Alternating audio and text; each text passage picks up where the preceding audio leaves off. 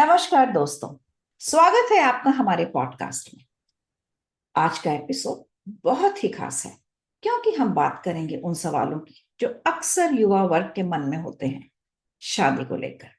चाहे वो love marriage हो या अरेंज मैरिज, दोनों के अपने फायदे और चुनौतियां होती ही हैं।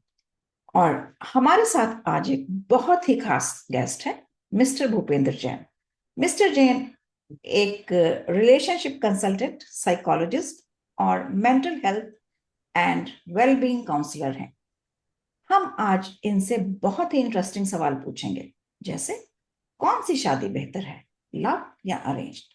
लाइफ पार्टनर चुनने में क्या गलतियां हो सकती हैं और इनसे कैसे बचा जा सकता है? और अगर आप अरेंज मैरिज के लिए मीटिंग्स प्लान कर रहे हैं या फिर लव मैरिज के लिए तैयार हो रहे हैं, तो ये एपिसोड खास आपके लिए है। साथ ही हम आपको बताएंगे कि आप अपनी मैरिज मीटिंग को कैसे शुरू करें और कैसे आगे बढ़ाएं और कैसे एक पॉजिटिव नोट पर खत्म करें। तो चलिए शुरू करते हैं इस इंटरेस्टिंग और इंसाइटफुल बातचीत को और समझते हैं कि एक अच्छी और मजबूत शादी की नींव कैसे रखी जा सकती है। तो मिस्टर भूपेंद्र जैन, स्वागत है आपका हमारे पॉडकास्ट पर। Thank you Neerja ma'am. तो इससे पहले मैं कुछ आगे इस बातचीत का एक फ्लो शुरू करूं, तो मैं एक छोटा सा क्वेश्चन आपसे पूछूंगी। जी मैम। हम बात कर रहे हैं लव मैरिज और अरेंज मैरिज की। अरेंज मैरिज तो which is better, love marriage और अरेंज मैरिज? सो आपने सोसाइटी में बहुत सारे लोग देखे होंगे जिन्होंने लव मैरिज की है। बहुत सारे ऐसे लोग भी देखे होंगे जो अरेंज मैरिज है। एंड एज पर योर और anyone else's experience, we can not be sure कि कौन सी टाइप की मैरिज अच्छी है, कौन सी टाइप की मैरिज अच्छी नहीं है। हम्म। हम ऐसा कह सकते हैं कि अगर कोई लव मैरिज करता है तो उसमें डिवोर्स रेट ज्यादा है, अगर हम डेटा देखें तो। But on the other hand ये भी सही है कि लव अरेंज मैरिज अगर कोई करता है तो क्या बिना डिवोर्स के अगर उनकी लाइफ चल रही है, हैप्पी मैरिज लाइफ है क्या वो, ये हमको सोचना पड़ेगा। तो my take on this is कि type of marriage does not decide कि वो मैरिज अच्छी होगी या नहीं होगी। It all depends on the individual. अगर आपको कोई let's say if I take my example, हो सकता है मुझको कॉलेज में, ऑफिस में, फ्रेंड सर्कल में कोई लड़की पसंद आ जाए और मैं उससे लव मैरिज करना चाहूँ। ऑन द अदर एंड ये भी पॉसिबल है कि मेरे घर वाले, मेरे पेरेंट्स, मेरे फैमिली वाले किसी और लड़की को चूज करें मेरे लिए, and then they ask me to just meet her and then we have meetings and we do arrange marriage. इन दोनों सिचुएशंस में कौन सा सही होगा, कौन सा गलत होगा, मेरा फ्यूचर क्या उस लड़की के साथ सही होगा जिसके साथ मैंने लव मैरिज किया है, या उसके साथ सही होगा जो अरेंज मैरिज किया है। After marriage things will be almost same, conditions will be same, my family will be same, my relatives will be same. Similarly मेरी वाइफ के रिलेटिव्स भी सेम होंगे, उनकी कंडीशन सेम होगी, मेरी वाइफ की एक्सपेक्टेशंस भी सेम होगी। तो टाइप डज नॉट डिसाइड और टाइप डज नॉट डिफाइन कि आपकी अरेंज मैरिज है या लव मैरिज, उसमें क्या सक्सेसफुल रहेंगी। Success rate is only just percentage. लेकिन as an individual if you see, if I am good as individual, if I am like having positive way of handling my relationship, and similarly my wife, right? So doesn't matter कि हम लोग love marriage कर रहे हैं या arrange marriage, हमारी marriage successful रहेगी। और ऑन द अदर हैंड अगर मैं अपनी रिलेशनशिप को मेंटेन नहीं कर पाता हूँ तो इरिस्पेक्टिव ऑफ कि हमने किस टाइप का मैरिज किया है, वो सक्सेसफुल नहीं रहेगी। And it it it depends on both the partners. So type of marriage does not define आपका success rate. The only thing how manage, how can positively and you can manage your relationship, it defines whether your marriage will be going to be successful or not. So this is my take on this. अच्छा, इसमें जो मैं समझती हूँ, जो मेरा experience कहता है, Mhm. वो ये कहता है कि दोनों इंडिविजुअल्स की इक्वल रिस्पॉन्सिबिलिटीज होती हैं। और Mhm. उसमें एक्चुअली जहां शादियां टूटती हैं वह रीजन एक ही होता है, जब आप दूसरे में कमियां निकालते हो। अगर आप दूसरे पर्सन को एज इट इज एक्सेप्ट करते हो और कुछ अपने को ढालना चाहते हो, दोनों का अगर यही टेक रहता है और तो वो ज्यादा इजी रहता है। और एक जो दूसरी चीज मैंने देखी है कि जो लव मैरिज होती है ज्यादातर, आई एम नॉट सेइंग कि 100%, उसमें मोस्टली जो गर्ल्स होती हैं they marry the boy, they don't marry the, मतलब they don't want to adjust with the family. अक्सर मैंने बहुत, मतलब जो मेरे आसपास मैंने लोग देखे हैं, ज्यादातर लव मैरिजेस में वो घर टूटे हैं। टूटे इन द सेंस कि वो आपस में ठीक रह रहे हैं, they have maintain a distance, कि पेरेंट्स के साथ हम बहुत कनेक्शन में ना रहे उसमें कि हमारी इंटरफेरेंस होगी। और आजकल के जो पेरेंट्स हैं, because I am of the age group जिसमें कि मेरे बच्चों की शादियां हो सकती हैं, हुई हैं, और ये मैं अपने एक्सपीरियंस से भी थोड़ा बहुत कह रही हूँ कि उसमें क्या होता है कि दे वांट कि हम इनसे दूर रहें, जिससे कि हमारे फैमिली में, मतलब उसमें बहुत क्लियर इंडिकेशन हो जाती है, my family and their other family, they don't even call an extended family. तो इस तरह के जो केसेस हैं उसमें बहुत सारे जो सीनियर्स हैं, वो मैंने देखा है कि उसमें मतलब सब तरह के लोग होते हैं। जैसे लव मैरिज में भी वैसे पेरेंट्स भी बहुत अलग अलग तरह के होते हैं। बहुत सारे पेरेंट्स टूट जाते हैं कि भी बच्चे अलग हो गए, पर बहुत सारे पेरेंट्स ठीक कहते हैं कि ठीक है, उनकी अपनी जिंदगी है, हमारी अपनी जिंदगी, and they actually enjoy it, क्योंकि उसमें रिस्पॉन्सिबिलिटीज जब आप इकट्ठे होते हो तो दोनों साइड की होती है। बच्चे अगर साथ रह रहे हैं तो पेरेंट्स की रिस्पॉन्सिबिलिटी बहुत ज्यादा हो जाती है, दे आर नॉट फ्री, जो कि उनको होना चाहिए। तो ये भी एक बड़ा कंफ्यूजिंग सा है कि क्यों लव मैरिज में ऐसा सोचा जाता है कि हमें परिवार के साथ नहीं मिलके रहना है, और जहां अरेंज मैरिज है शायद वो एक बेंट ऑफ माइंड ऐसा होता है क्योंकि फैमिलीज इन्वॉल्व होती हैं सेटिंग अप द रिलेशनशिप, तो शायद वो इजी होता होगा। आपका क्या Right. take है? So easy and tough. It also depends on the conditions, right? Because आजकल families जबकि लोग ज्यादा मतलब जो बच्चे हैं वो बाहर पढ़ने जा रहे हैं, they are having their jobs outside, they having a lot of exposure to the other world, right? Entire world. So इस सिनेरियो में पेरेंट्स भी फ्लेक्सिबल हो गए. If we talk about traditional Indian family, वहां पर पहले लव मैरिज का concept बहुत कम था. ठीक है. बिकॉज पहले लोग बच्चे जो रहते हैं वो साथ में रहते थे. It was like nuclear family का तो भी आगे पहले जॉइंट फैमिली सारा होता था, राइट. तो सिस्टम चेंज हो रहा है. एंड चेंज इसलिए भी हो रहा है बिकॉज जो बच्चे हैं वो इंडिपेंडेंट हो रहे हैं. And when I am saying बच्चे, I am talking in context of parents. Otherwise वो बच्चे can be of any age, 18 to 45 years. हर तरह के एज के लोग अभी अनमैरिड भी हैं या फिर वो ढूंढ रहे हैं अपने प्रोस्पेक्ट्स, राइट. सो सो वो अभी इंडिपेंडेंट होगा. They are earning very well. They are working in MNCs. They are highly paid and all, right. So एक वो सेंस ऑफ सेल्फ डिपेंडेंस आ चुका है. अभी हम किसी और पे डिपेंडेंट नहीं है. एंड पेरेंट्स भी इस चीज को समझना शुरू कर दिए. सो आजकल अगर आप देखेंगे जो एक्सेप्टेंस पहले का भी था लव मैरिज के लिए, and even not only in like metropolitan या बड़े सिटीज में, इफ यू सी टाउन्स में या गांव में भी वो एक्सेप्टेंस अब हो गया है पेरेंट्स का. But still there are exceptions everywhere in all the cases. ऐसे भी पेरेंट्स हैं जो अभी भी उसको एक्सेप्ट नहीं करते हैं, और बहुत सारे ऐसे पेरेंट्स जो एक्सेप्ट कर लेते हैं. If we talk about in traditional Indian marriage system, जिसमें पेरेंट्स ही ढूंढते हैं या फिर they choose from their, you know. और हमारे यहाँ पे एक कहावत भी होती है कि पानी पियो छान कर, शादी करो जान कर. This is what our families, our traditional families no, right. कि किसी को जाने बिना शादी नहीं करना है. व्हेन वी से कि जाने बिना, we need to know the husband और द ग्रूम और ब्राइड जिसको हम ढूंढ रहे हैं, या फिर उनकी फैमिलीज को साथ में, राइट. बट अब ये चीज थोड़ा सा डाइल्यूट हो चुका है. And they said that okay, अब अगर हमारे बच्चे जानते हैं एक दूसरे को, so this is sufficient. Now when it comes to, और मैरिज तो उसी तरह से होगी जैसे अरेंज होने वाली है. Love marriage, everyone has their own setup, they will call their society and all this things.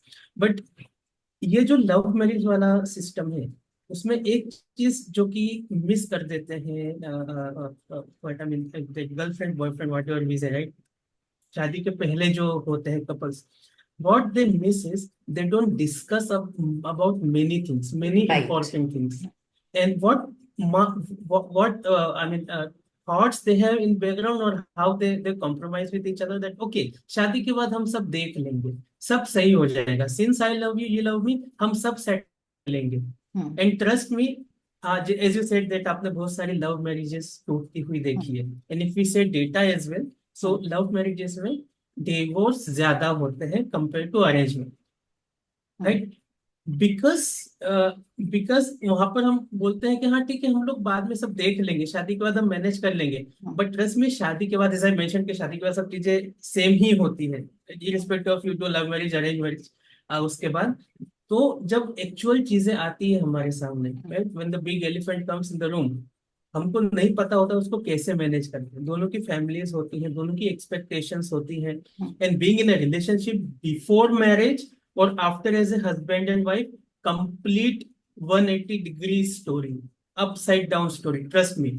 तो उस चीज को मैनेज करने के लिए, नॉट ओनली अरेंज मैरिज में जब हम मीटिंग्स करते हैं, एक दूसरे से मिलते हैं, एक दूसरे से बात करते हैं, anyone who is listening to this podcast and who are in love, who are in relationship, who want to marry with their lovers, right, make sure you discuss your priorities, make sure that you both come to a common point, कि हाँ हम ये चीज है जो कि हमारे बीच में डिफरेंसेस है, और बाद में हम सेटल कर लेंगे, बट एटलीस्ट डिस्कस।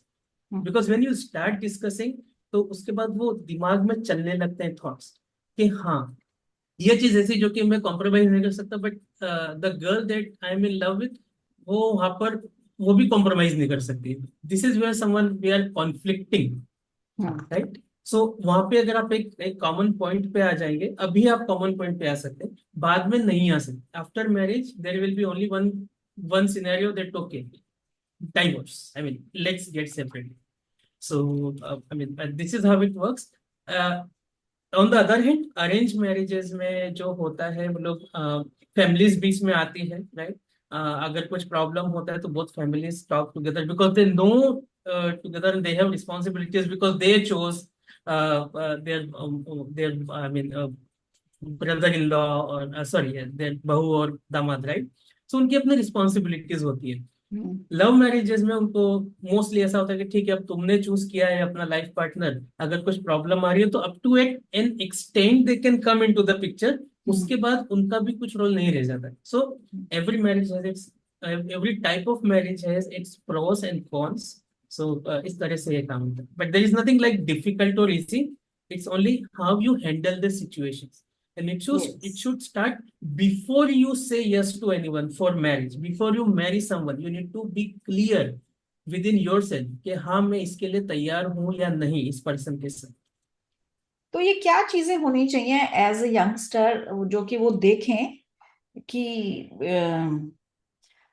इन चीजों, क्योंकि शादी से पहले आपको एक्चुअली ग्राउंड रियलिटीज पता ही नहीं होती कि how it is when you are correct, sharing your life, क्या करेक्ट, रिस्पॉन्सिबिलिटीज हैं, आप रनिंग अ हाउस।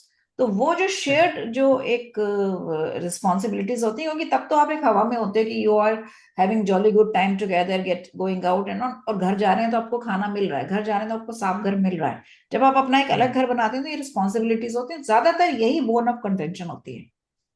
क्योंकि when you don't have a correct, peaceful house आपके और एक जो शादी से पहले फ्रीडम हम एक दूसरे को देते हैं, वो शायद शादी के बाद थोड़ा सा हम कंट्रोल करने लगते हैं एक दूसरे को। करने तो ये चीजें हैं जिसको समझना चाहिए शादी से पहले, और इसको शायद डिस्कस भी करना चाहिए। एक में बड़ा इंटरेस्टिंग सा question, actually a friend of mine was talking to me, उसका बेटे की शादी हो रही थी, और ओके, उसके बेटे ने उससे पूछा, दोनों वर्किंग थे, एक ही कंपनी में काम करते थे जैसे आजकल बहुत कॉमन है।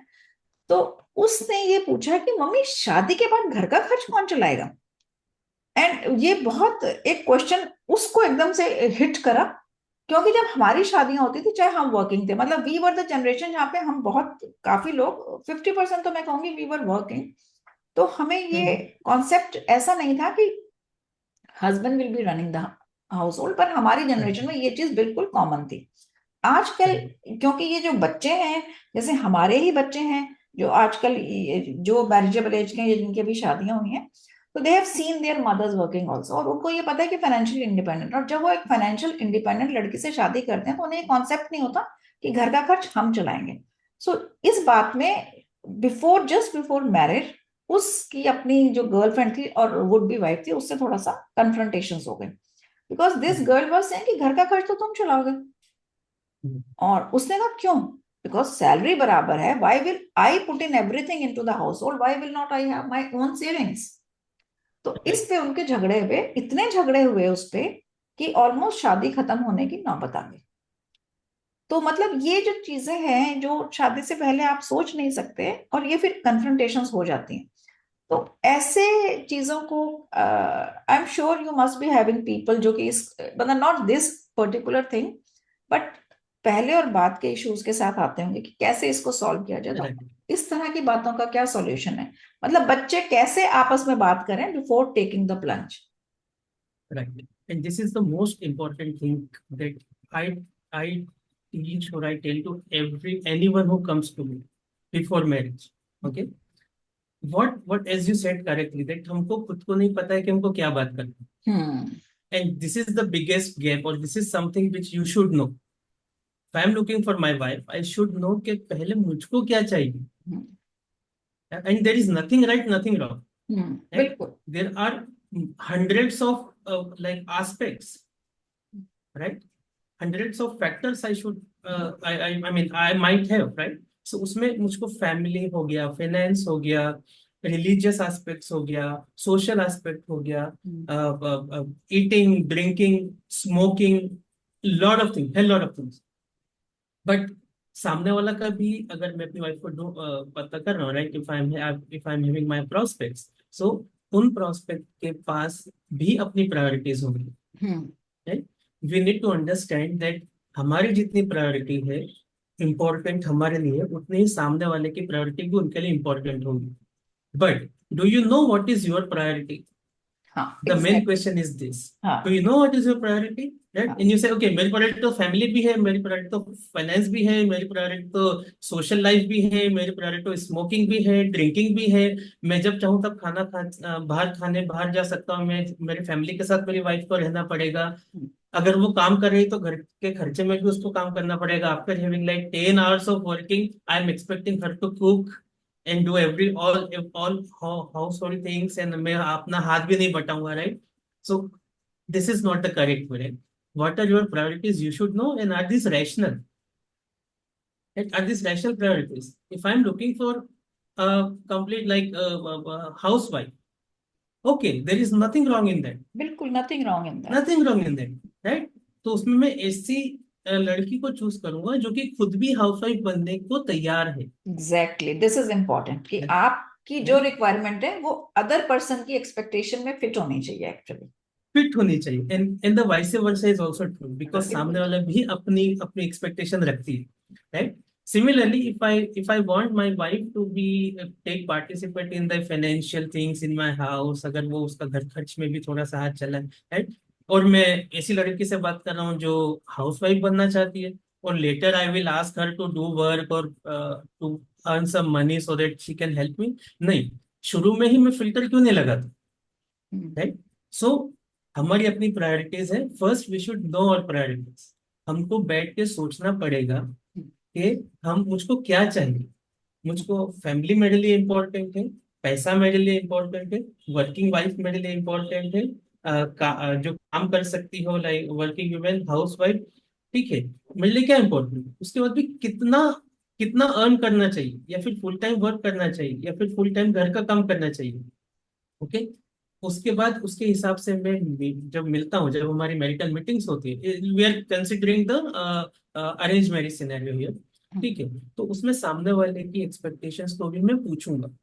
फैमिली लेवल पे, पर्सनल लेवल पे, what are your expectations, and I make sure कि मैं अपना एक्सपेक्टेशन पूरी तरह से कन्वे करूं, एंड आई मेक श्योर कि सामने वाले की एक्सपेक्टेशंस पूरी तरह से मैं जानूं.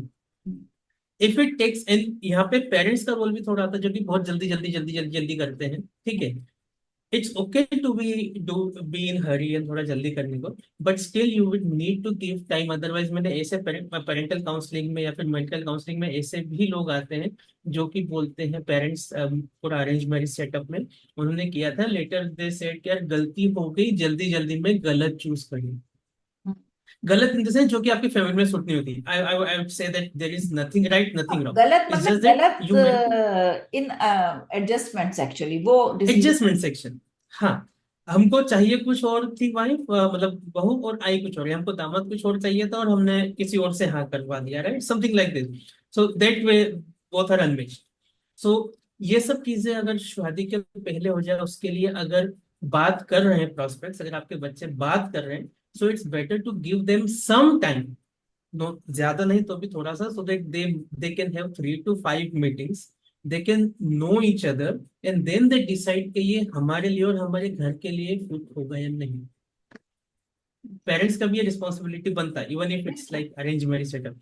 ऐसा नहीं होता है कि मैं इनकी फैमिली को तो पिछले 15 सालों से जानता हूँ, पिछले 20 सालों से जानते हैं, हम लोग बिजनेस पार्टनर से, हम लोग ऑफिस में साथ में काम करते हैं, तो इनकी बच्चे भी अच्छी होगी, इनका बच्चा भी अच्छा होगा, नहीं, बिल्कुल नहीं। It's not the case, right. So अगर बच्चों की या फिर जो लोग अपने पार्टनर्स ढूंढ रहे हैं उनका रिस्पॉन्सिबिलिटी सेट है, तो पेरेंट्स का भी अपना रिस्पॉन्सिबिलिटी है अपने बच्चों के फ्यूचर के लिए, ओवरऑल उनके भी फ्यूचर के लिए, बिकॉज इवेंचुअली जो भी रहेगा शादी होने के बाद वो आपके ही परिवार का पार्ट हो जाएगा, will part of your own family, right. Hmm. तो उस टाइम उनका भी रिस्पॉन्सिबिलिटी है to give them some time so that they can choose after talking to each other and after thinking and after they decide कि हाँ ये fit है हमारे लिए और हमारी फैमिली के लिए, नहीं।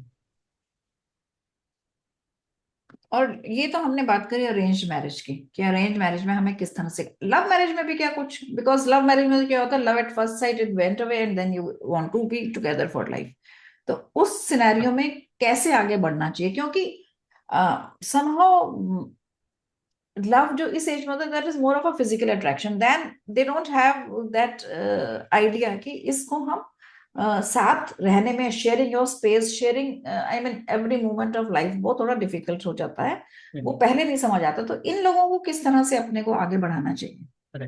There is awesome to be to fall in love, hmm. Right.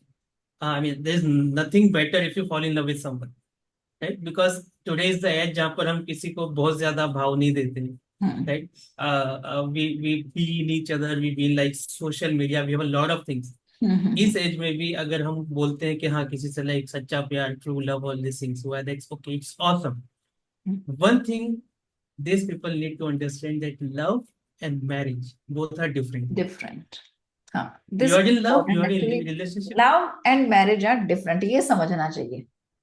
ये समझना चाहिए, right. It does not mean कि आपने जिसके साथ लव किया उसके साथ शादी के बारे में सोचो मत, ऑफ कोर्स सोचना चाहिए, ठीक है, एंड इट्स रियली गुड अगर आप एक दूसरे के लाइफ पार्टनर बन जाते हो, बट वो जो वो जो बीच का जो टाइम है, when you start with like love, and then you end up, I mean not end up but just you move to that process till your marriage, उसके बीच का जो प्रोसेस होता है उसमें आपको ये समझना चाहिए कि उस बीच में you talk to each other, not only those like loving things and all के हाँ चलो हम देख लेंगे, हम साथ में कुछ भी कर सकते हैं, this will be there of course, but उसके साथ जो प्रैक्टिकल बातें होंगी वो इग्नोर कर लेते हैं, and most of the time what I saw, right, लोग क्यों अवॉइड करते हैं इस तरह की बात करना, बिकॉज दे हैव फियर कि अगर मैंने ऐसी कुछ बात किया सामने वाले से जो कि उसको नहीं पसंद है, ही और she may breakup.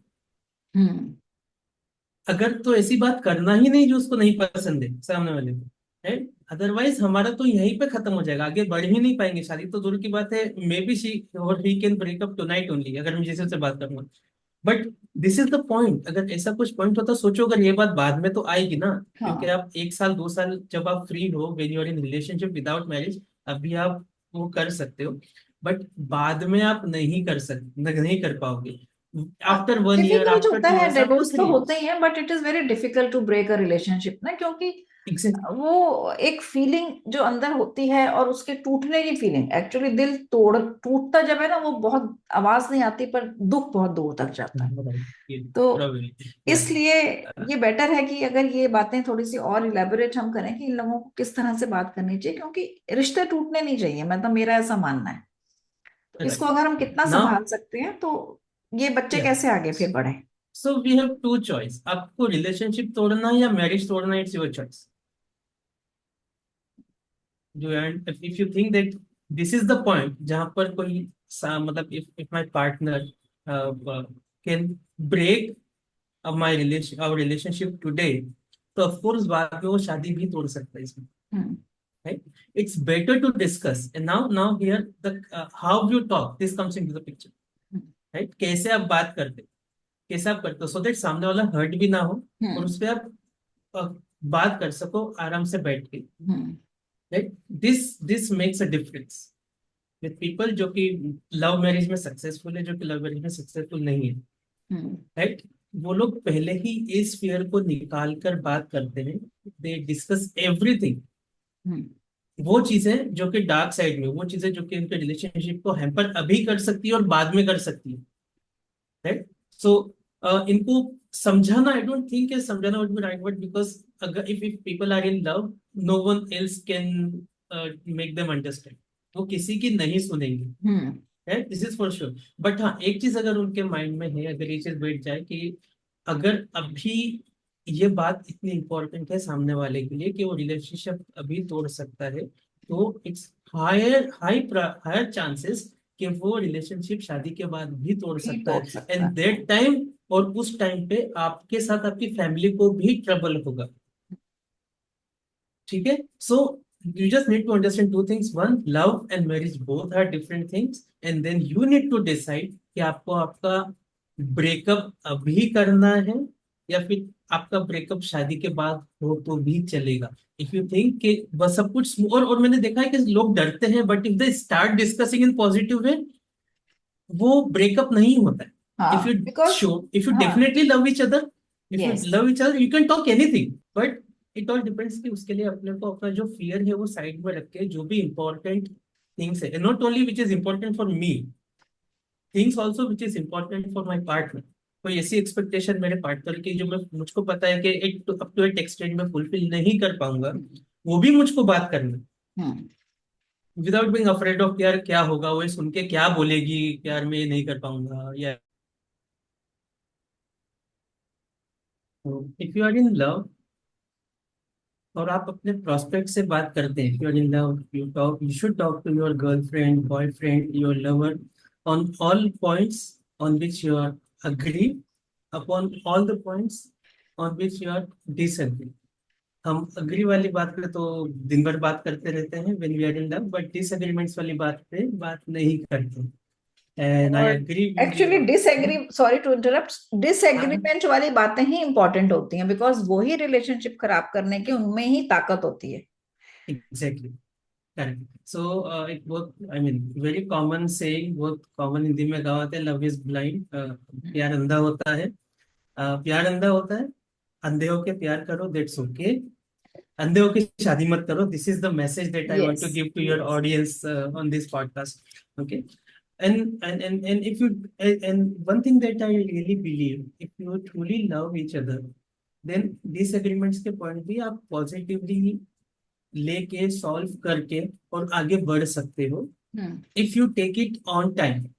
On time means before marriage, hmm क्योंकि उसके बाद वो आपको जब हस्बैंड वाइफ का जो टैग लग जाता है, उसके बाद चीजें चेंज होती है, and it happens, of course there are exceptions everywhere, right? But in most of the cases it happens के बाद में वो जो आप पहले जो एक दूसरे को झेल भी लेते थे आपके नेगेटिव पॉइंट्स पे, डिसएग्रीमेंट्स पे, राइट? वो चीज शादी के बाद बहुत टॉलरेंस जो होता है वो कम होता ही है, not immediately after 1 year, 2 years, but eventually it happens. This is what I said in I think very early in this podcast, that shadi and love both are different, right? So talk to each other. It's okay if you love each other.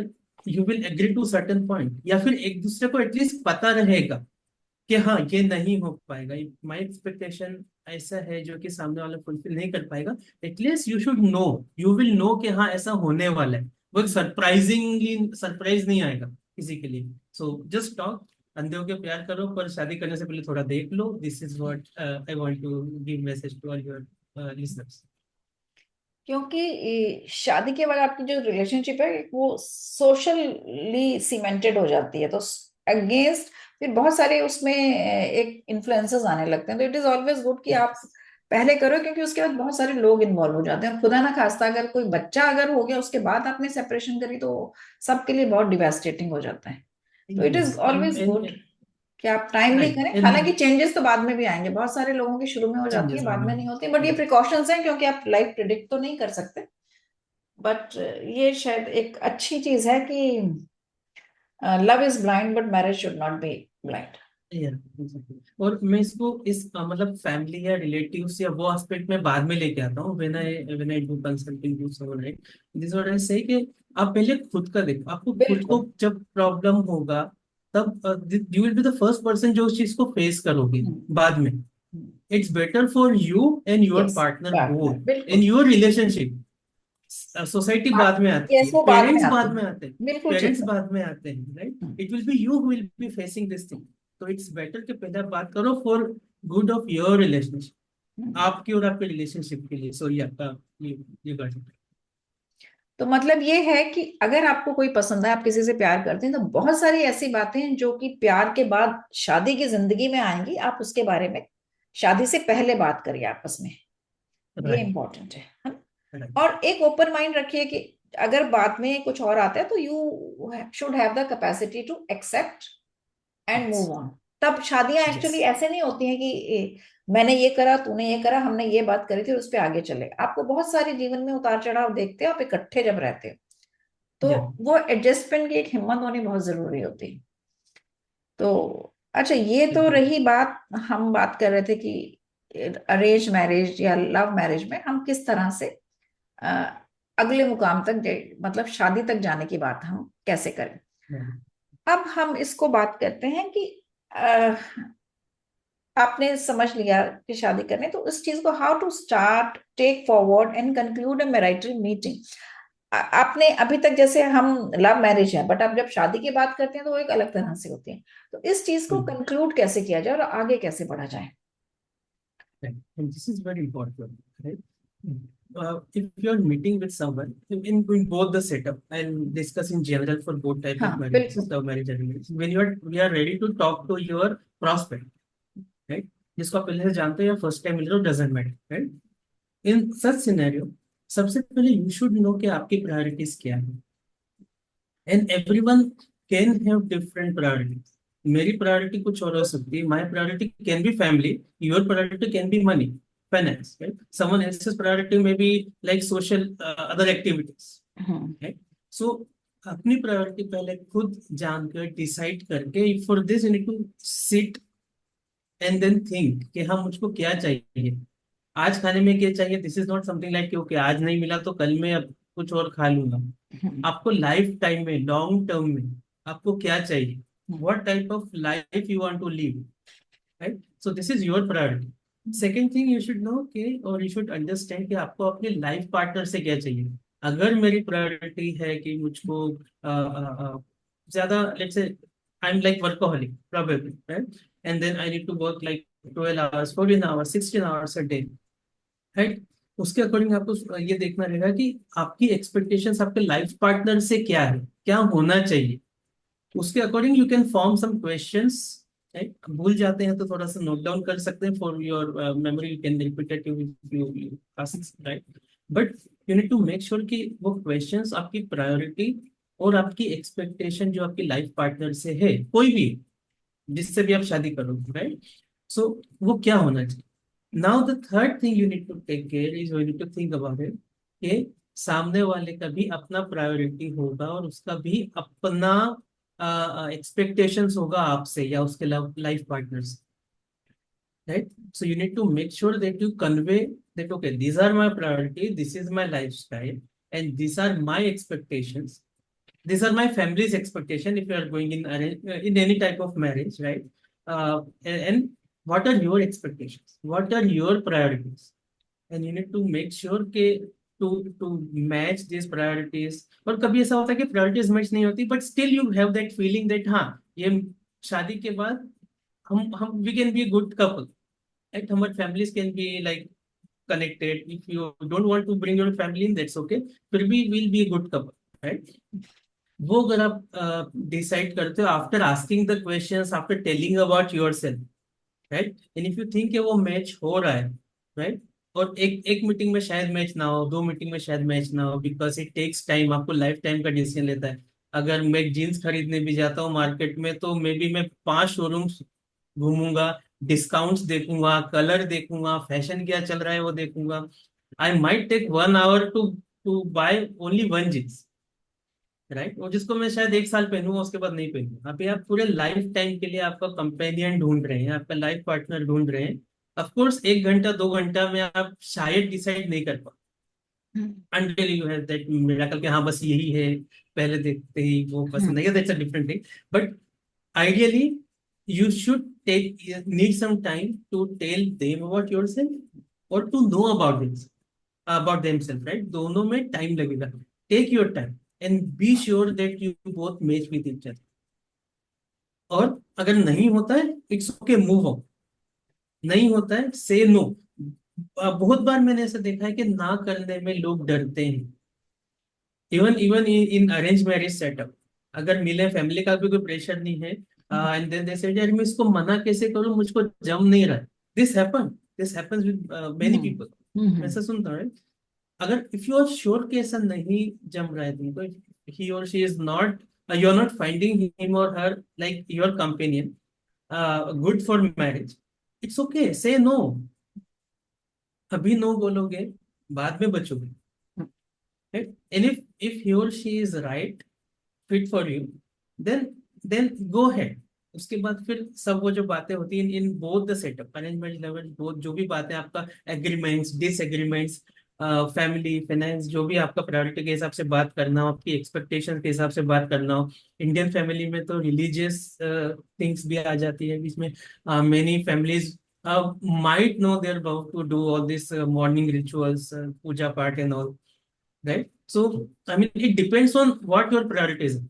मेरी कुछ अलग हो सकती है, आपकी कुछ अलग हो सकती है, हम जिससे मिल रहे हैं उनकी कुछ अलग हो सकती है। So depends on that, we should convey our priorities and know about their priorities, check और मैच आवर प्रायोरिटीज। होता है तो यस, नहीं होता है तो no. This is the simple fund. Now if you are meeting with someone, ice breaking is something which is very important, especially for if you're if you're meeting with someone and he or she is like introvert, or if you're introvert, right? It's not very easy because I have many clients जिनको ये problem है कि हम 1.5 घंटा 2 घंटा मिले हैं but कुछ भी मीनिंगफुल बात नहीं हो पाई। आधा घंटा तो इसी बात में निकल गया शुरू करके, क्या बात करें, स्टार्ट कहाँ से करें, right. So this is something that you should no. उसके पहले आपको पहले से थोड़ा सा सोच के जाना पड़ेगा। हम्म, मे बी जो उनका प्रोफाइल आपने देखा होगा, राइट, आपका बायोडेटा देखा होगा, वहां से आप बात कर सकते हो। इफ यू थिंक के अगला person, your prospect with whom you are meeting, वो अच्छे से बात नहीं कर पा रहे हैं, you need to feel them comfortable. If you are not feeling comfortable, make sure that you breathe, you take you let other person to speak up, but involved in this meeting, right? Hmm, and then discuss about those points जो कि सही में आपके लिए important है। 2 घंटा लोग मिलते हैं, बात भी करते हैं, there are many people I know, लेकिन उन 2 घंटे में उन्होंने ओके कौन सा गेम पसंद है, ओके कौन सा टीवी सीरीज पसंद है, एक बार उस सीरीज में घुस जाते हैं, they know everything about everything. What super power would you like to have? ठीक है, सुपर पावर से आपका घर नहीं चलेगा, आपकी शादी सुपर पावर से नहीं चलेगी, you are normal human being, right. उसमें आपको इस तरह की बातें करना है जो कि आप दोनों की प्रायोरिटी एक दूसरे को आप बता सको, जान सको, विचार। ऑफ कोर्स इस तरह की चीजें इंटरेस्ट क्रिएट करने के लिए बहुत जरूरी होती है, hmm, and you should talk about this, but you need to make sure कि जो चीजें आपके लाइफ से रिलेटेड नहीं है उनको एक उस पार्ट में खत्म कर दिया जाए, 5 मिनट्स 10 मिनट्स या उतने टाइम में जितना जरूरी है। Hmm, this type of thing should not take a lot of time of your, so that important बातें आप नहीं करते। And this is where a lot of people are not now stuck। कौन सा इन्फ्लुएंसर इंस्टा का आपको पसंद है, वहां पे they spend an hour discussing, और बाद में जो इम्पोर्टेंट बात होती है, बिकॉज वन डिस्कशन में lead to another, right, right. So ये सब चीजें आजकल होती है ज्यादा। अच्छा, And then they also go to Insta, they just keep checking their phones while they are meeting and everything, right? So ये सब चीजें जो आपकी क्वालिटी डिस्कशन है वो कम करता है। Of course, if you have time to meet them next time, if you have free time, you can meet them 5 6 times. It's okay, but it's always better to utilize your time as much as you can during your meeting, hmm. So make sure कि आप important बातें भी करें जो कि दोनों के लिए जरूरी है और आगे फ्यूचर के लिए शादी के। So these are some tips that I want to give, जिससे आपका mental meeting will be fruitful. जो हम्म। डिस्कशन होगा आपका, in both the cases similar is ऐसे कि अगर लव मैरिज भी आप लोग कोई सोच रहे हैं, सो उसमें भी इस तरह की बातें के लिए अगर आप वीक में एक एक्स्ट्रा टाइम निकालोगे कि हाँ हम इसी तरह की बात करेंगे जो कि हमारे शादी के बाद की बातों के लिए जरूरी है, बिकॉज यू कैन डिसाइड कि ओके चलो 1 वीक 2 वीक में हम आधा 1 घंटा ये बातें ही करेंगे, nothing else. Hmm. So this are some tips जो कि हेल्प करेगा आपको आपकी मैरिटल मीटिंग्स या यूजफुल और फ्रूटफुल बनाने में, based on which you will be able to take good decision. एक सही प्रोस्पेक्ट को रिजेक्ट करना और एक गलत प्रोस्पेक्ट को चूज करना, ये दोनों आपकी लाइफ के लिए सही नहीं बिल्कुल बिल्कुल सही बात है ये। है। सो और ये तभी होगा जब ये तभी नहीं हो पाया, मतलब यूजफुल तभी होगा जब आप आपकी मीटिंग्स का, जब आप मिल रहे हो उसका फुल यूटिलाइज करें। हम्म। बिल्कुल ठीक बात है। अच्छा, आजकल बहुत सारे, मतलब ये तो हम बात कर रहे हैं एक रिलेशनशिप बिल्डिंग की, पर बहुत सारे हम्म। लोग, बच्चे आजकल जो हैं, उनका एक बड़ा क्लियर सा वो रहता है, I don't want to get married, I don't want to share my या लाइफ। तो ऐसे राइट। केसेस भी आपके पास आते होंगे, उसको, उनके लिए क्या यस। आप कहना चाहेंगे? यस, ऐसे केसेस आते हैं और आजकल ऐसे केसेस बढ़ भी रहे हैं कंपेयर टू लाइक प्रीवियस हालांकि ईयर्स। मैं यहाँ एक बात कहना चाहूंगी, मेरी मौसी, मतलब समझिए अगर वो आज जिंदा होती तो 100 साल की होती। ओके।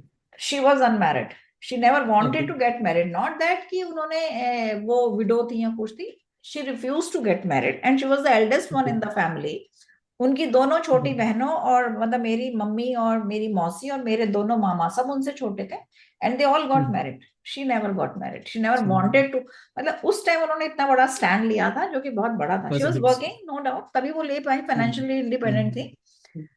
बट ये बीच में हमारी जनरेशन में ऐसे बहुत कम लोग थे एक्चुअली। सो पर अब उस ये टाइम पे फिर क्या है, होता है। तो हाँ। ये क्या सो चीज है? Last, correct. So in past years like हमारे मे बी पेरेंट्स के टाइम पे या ग्रैंड पेरेंट्स के टाइम पे, या फिर आज से शायद 10 साल 15 साल पहले भी देखेंगे, सो ऐसे लोगों को एक्सेप्शंस हम मानते थे हम्म। कि शादी तो करना ही है, जो नहीं कर रहे हैं वो एक्सेप्शंस। नाउ एक्सेप्शंस वो लोग नहीं रह गए हैं, ऐसे लोग जो कि शादी नहीं करना चाहते, society is now accepting that. And the reason that we discuss as you mention right कि योर मौसी was like working somewhere, right. एक इंडिपेंडेंस जब आ जाता है, स्पेशली इंडिपेंडेंस के बाद भी जब हम लोग न्यूक्लियर न्यूक्लियर फैमिली में रहते हैं, parents are in like somewhere in town and I am living in Bangalore Hyderabad some metro city, right. उसके बाद फाइनेंशियल इतना इंडिपेंडेंट हूँ कि मुझको किसी की जरूरत नहीं, then this type of thinking the thoughts में कम कि हाँ मुझको शादी नहीं करना, क्यों नहीं करना, व्हाट्स द पर्पस, राइट। मैं सुबह ऑफिस जाता हूँ, शाम को घर आता हूँ, अपने ऑफिस का काम करता हूँ, वीकेंड्स पे अपने दोस्तों से मिलता हूँ, जब इच्छा तब पार्टी करता हूँ, जब इच्छा घूमने चला जाता हूँ। I don't need a companionship, right, मुझको कोई और नहीं चाहिए। सो जो लाइफस्टाइल अभी चेंज हुआ है, इसकी वजह से इस तरह के यंगस्टर्स बढ़ गए, नॉट और तो कुछ तो I mean they cross that, जो हम जनरल शादी की जो एज मानते हैं, they cross. Of course there is no age to get married, hmm. But जो हम जनरली मानते हैं कि हाँ तब तक शादी हो जानी चाहिए। सो इस तरह के यंगस्टर्स और एडल्ट्स भी हैं जो नहीं करना चाहते शादी because of all this reason. And my take on this is it's perfectly fine, because like if I'm not parent of anyone, right, unless I'm not parent of anyone, I have no right to tell anyone कि तुमको शादी करना चाहिए नहीं करना चाहिए। Even being a counsellor I have no right to tell anyone के शादी करना चाहिए नहीं चाहिए। It's individuals choice, it's their own decision कि उसको शादी करना है नहीं। But there is one thing, why do you want, why anyone wants to get married अभी। आई नो दैट ओके अभी मैं अकेला सब कुछ कर सकता हूँ, राइट, आई एम इंडिपेंडेंट, सब तरह से independent, financially I am independent, my health is good and everything, right. Think about the time जब शायद मे बी आपकी हेल्थ उस लेवल की नहीं होगी, राइट। तो अभी हमारे पास रिलेटिव्स हैं, फ्रेंड्स हैं, इवेंचुअली सब कोई अपने अपने अपने अपने लाइफ में लग जाएगा। You might have new friends, but एक कॉलेज में और इनिशियल लेवल और initial stage of your job में जो फ्रेंडशिप होती है और बाद में जो होती है, there is a huge difference, क्योंकि बाद में आप जिनको फ्रेंड्स बनाते हो they have their own family, their own responsibilities, इतने फ्री नहीं हो पाते, right? So for everyone, first of all, it's individual's decision, it's choice whether to marry or not. But if you are not ready to get married, if you are thinking to not marry, then make sure that you have some plans.